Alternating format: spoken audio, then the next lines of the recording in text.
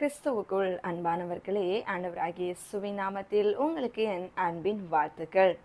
சங்கீதம் 118 அதனுடைய 22, 23 வசனங்கள் சொல்லுகிறது, வீடு கட்டுகிறவர்கள் ஆகாதென்று தள்ளின கல்தான் மூளைக்கு தலைக்கல்லாயிற்றென்றும் அது கர்த்தரால் உண்டானது என்றும் அது ஆச்சரியமான செயல் என்றும் சங்கீதக்காரன் தாவீது சொல்லுகிற வார்த்தைகளை கவனிக்க முடியும். என் அன்பு ஜனமே, ஆகாதவர்கள் என்றும் உதவாதவர்கள் என்றும் அற்பமானவர்கள் என்றும் பிரயோஜனமற்றவர்கள் என்றும் அறிவில்லாதவர்கள் என்றும் பேதையானவர்கள் என்றும் யாரெல்லாம் இந்த உலகத்தாரால், நண்பர்களினால், சொந்தக்காரர்களினால் பலவிதமான காரியத்தில் நிராகரிக்கப்படுகின்றார்களோ அவர்களை தேவன் எல்லாவற்றுக்கும் மேலாக மாற்றி ஆசிர்வதிக்க போதுமானவராக இருக்கின்றார். அதற்கு நாம் என்ன செய்ய வேண்டும் தெரியுமா? அந்த தேவனுடைய சமூகத்திலே நம்மை நாம் வெறுமையாக்க வேண்டும். வேதத்துல எண்ணற்ற பேரை கர்த்தர் அப்படி மாற்றி இருக்கிறார் இல்லையா? யோசேப்பை பாருங்க, ஆகாதுன்னு தள்ளினாங்க, வேண்டாம் என்று தள்ளினாங்க, நம்ம குடும்பத்திற்கு இவன் தேவையற்றவன் என்று நிராகரித்தாங்க. ஆனால் அந்த குடும்பமே உயிர் வாழ அவன் ஒருவன் தேவை என்பதனை ஒரு நாள் அவர்களுடைய வாயினாலே அறிக்கையிடும்படி தேவன் அந்த தீமையை நன்மையாக மாற்றி அவரை அந்த குடும்பத்திற்கே, ஏன் அந்த தேசத்திற்கே தலைக்கல்லாக மாற்றி ஆசிர்வதித்தார். எஸ்தரை பாருங்க, அந்நாட்கள்ல சாதாரணமான ஒரு அடிமை பெண்ணை போலதான் அங்க இருந்தாங்க. கடைசியில ராணியாக மாறுகிற ஒரு பாக்கியம் கிடைத்தது.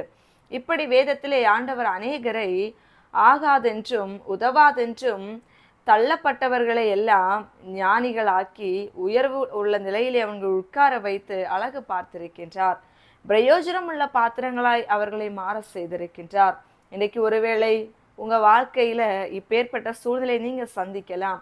நான் ஞானம் இல்லை, என்கிட்ட பேசுறதுக்கு கல்வி அறிவில்லை, உன்கிட்ட எந்த ஒரு மேன்மையும் இல்லைன்னு சொல்லிட்டு நம்மை ஒதுக்கி வைத்திருக்கலாம். இல்லையே நம்ம கிட்ட பணம் இல்லை, எந்த ஒரு பின்னணியும் இல்லை, வசதி இல்லை, வாய்ப்பு இல்லை, நல்ல ரெஸ்பெக்டான ஒரு கேரக்டர்ஸ் நம்ம கிட்ட இல்லை அப்படின்னு சொல்லிட்டு நம்ம எல்லாவற்றிலும் நம்மை ஓரம் கட்டி இருக்கலாம். பல நிலைகளிலே நம்ம கிட்ட இருக்கிற குறைவுகளை சுட்டி காட்டி, நம்ம கிட்ட இருக்கின்ற கஷ்டங்களை சுட்டி காட்டி, கடன் பாரத்தை சுட்டி காட்டி, நாம் செய்கின்ற வேலையை சுட்டி காட்டி, நம்முடைய பிள்ளைகளுடைய வாழ்க்கையை குறித்து சொல்லி இப்படி ஏளனமாக நம்மை நிராகரித்திருக்கலாம். ஆனால் நீங்கள் தேவனுடைய சமூகத்துக்கு ஏற்புடையவர்களாய் அவரை நம்பி அவருடைய வார்த்தைகளுக்கு கீழ்ப்படிந்து இருக்கிற உங்களை அவர் ஞானிகளாக மாற்ற வல்லமை உள்ளவர். அவர் மேன்மையான இடத்திலே மாற்றி உங்களை வாழ வைக்க போதுமானவர். வேதத்துல ஆண்டவர் சொல்கிற வார்த்தை என்ன தெரியுமா? அவர் பேதைகளை ஞானியாக்குகிற தெய்வம், ஞானிகளை வெட்கப்படுத்துகிற தெய்வம். அப்பேற்பட்ட தேவனை தான் நாம் ஆராதித்து கொண்டிருக்கிறோம். ஆகையினால் உங்க சூழ்நிலையை குறித்து உங்களை ஒருவர் இன்றைக்கு நிராகரித்து ஆகாத கல்லாக தள்ளி இருக்காங்கன்னா கவலைப்படாதீங்க. உங்களையும் என்னையும் நேசிக்கிற இயேசு, நம்மை படைத்த தேவன் நம்மோடு இருக்கிறபடியினால் அவர் நம்மை தலைக்கல்லாக மாற்றி நம்மை யார் தள்ளினார்களோ, யார் நிராகரித்தார்களோ, யார் ஒதுக்கினார்களோ, யார் நம்ம ஏளனமாய் பேசினார்களோ எல்லோருமே நம்முடைய வாழ்க்கையை திரும்பி பார்க்கும்படிக்கு நம்மை எல்லாவற்றுக்கும் மேலாக நம்மை உயர்ந்த இடத்துல தேவன் உட்கார வைத்து அழகு பார்த்து ஆச்சரியப்படுத்தி நம்மை சாட்சியாக நிறுத்துவார். கவலைப்படாதீங்க, சோர்ந்து போகாதீங்க, தைரியமாக இருங்க. நம் தேவன் இன்றைக்கும் ஜீவனோடு இருக்கின்றார். ஜெபிப்போமா? எங்களை நேசிக்கிற நல்ல தகப்பனே, நீர் ஆதியிலே அற்புதங்களை செய்தவர் மட்டுமல்ல, இன்றைக்கும் அதை செய்ய வல்லமை உள்ளவர்.